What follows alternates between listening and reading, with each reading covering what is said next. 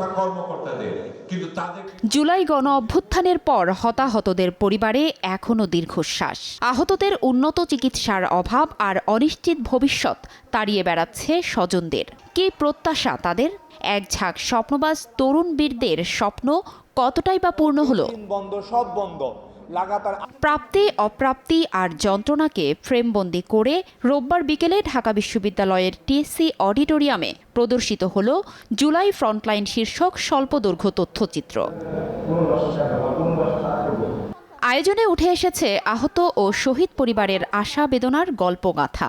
কেবল অর্থ সহযোগিতা নয়, বরং শহীদ পরিবারের সদস্যরা চান তাদের সন্তান ও পরিবারের ভবিষ্যৎ নিরাপত্তা। টাকা পয়সা এগুলো চাচ্ছি না। আমি সরকারের কাছে চাচ্ছি এরকম অনেক সন্তান আছে, সেই সন্তানের ভবিষ্যৎটা নিশ্চিত করুন। আপনি এখন পর্যন্ত 400 আমার আহত ভাইকে আর্থিক অনুদান দিতে পেরেছেন? আমাদের কয়টা ভাইকে উন্নত মানের চিকিৎসা দেওয়া হয়েছে? আমার ভাইয়েরা এখনো আইসিইউতে পড়ে আছে। আহতদের পুনর্বাসনে সরকারকে আরও তৎপর হওয়ার আহ্বান জানান অতিথিরা।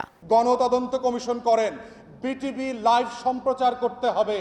24 ঘন্টা প্রয়োজনে বাংলাদেশের লক্ষ লক্ষ মানুষ এসে এখানে তার জীবনের গল্পটা বলবে।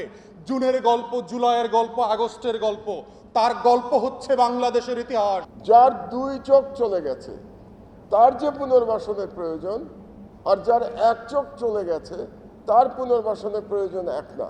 দুইজনের জন্য 2 ধরনের পুনর্বাসনের ব্যবস্থা করতে হবে। কারণ যার 2 চোখ চলে গেছে তার সারা জীবনের জন্য রাষ্ট্রের দায়িত্ব নিতে হবে। এ সময় তরুণদের পাশে নিয়ে নতুন বাংলাদেশ গড়তে সংগ্রাম চালিয়ে যাবার কথা বলেন আয়োজকরা। ফারজানা লিনা, সময় সংবাদ, ঢাকা।